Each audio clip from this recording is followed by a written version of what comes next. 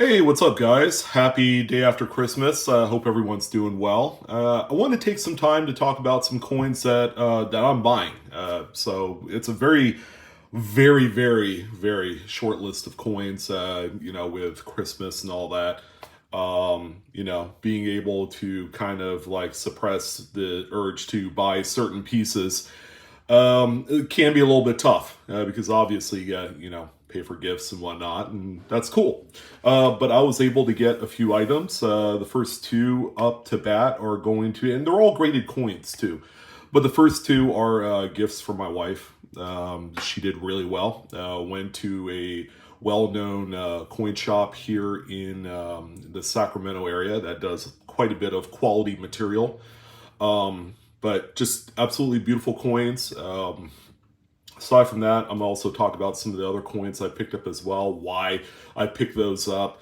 It seems like, the longer that I've been, that I, stay in the hobby, I get a little bit more selective with the coins. I'm getting more quality than quantity.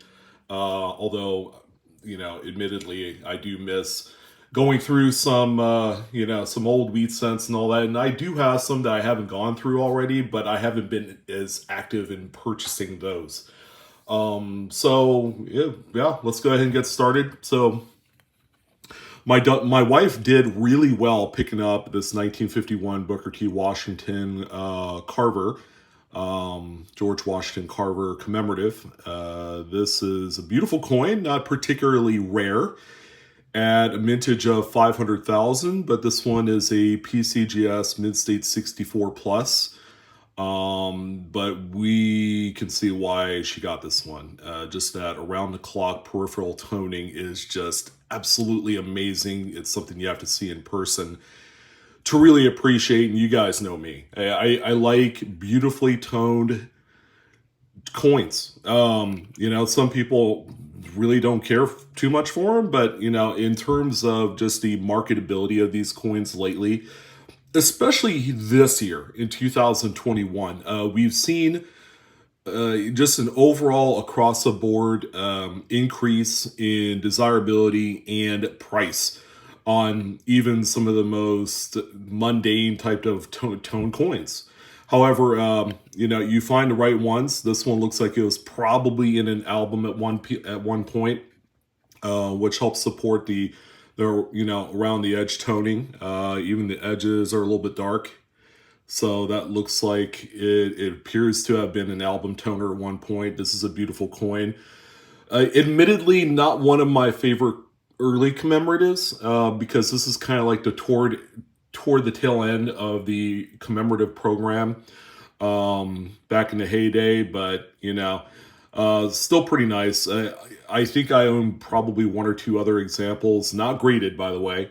And I think they might be 51s or 52s. I don't know, but there's a couple dates that are incredibly high minted, whereas there are some Denver and San Francisco other dates that are quite scarce. They got mintages of around like 6,000, 8,000, things like that. But thank you, wifey. Beautiful coin right there.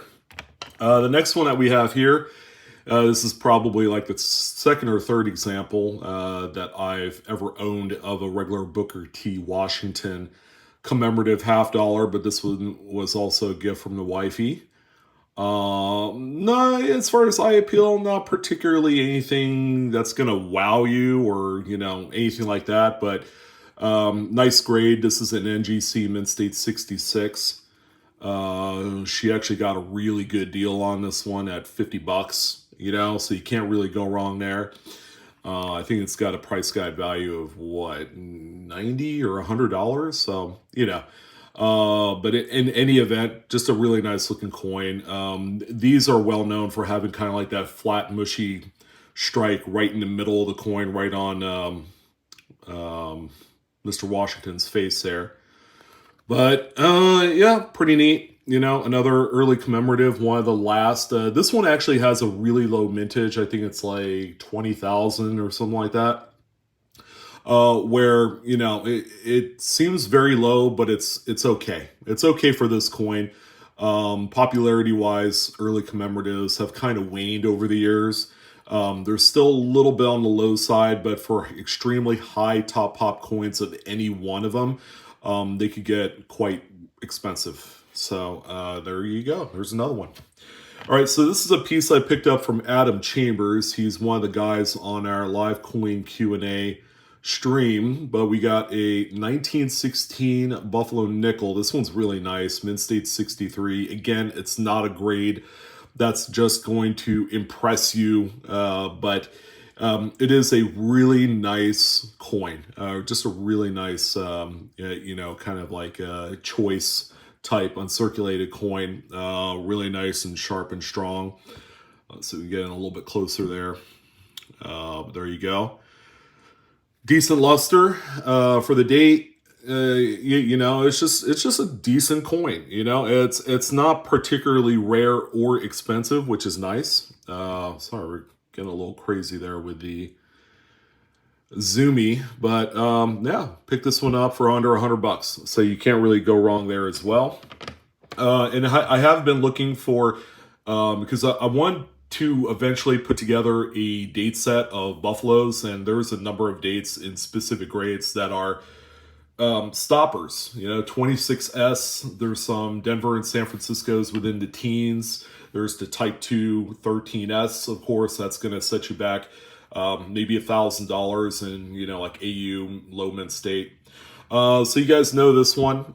This is the 1921 Morgan, just a really common date, mint state 64. Picked this up for $70 from a local seller. I did a video on this this lady that was selling the rest of her flea market wares that her and her husband had retired from selling, just costume jewelry and antiques and coins and things like that. And this is kind of like the last best coin in her collection of stuff that she was trying to unload.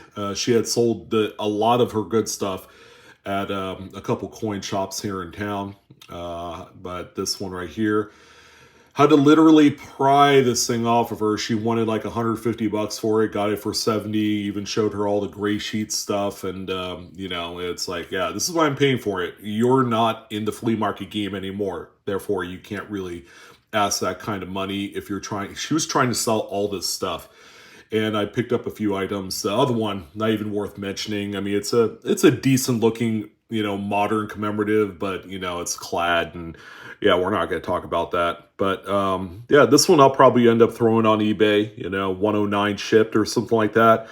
So if you guys are interested in a decent choice BU Morgan, this one's a mint state 64, and then look out for that, and yeah, not bad. Although this one has a couple of broken prong areas on the edge railing there. So that's that. Okay, so the last few I saved are a couple of my favorite recent pickups. These are from as a matter of fact, last week.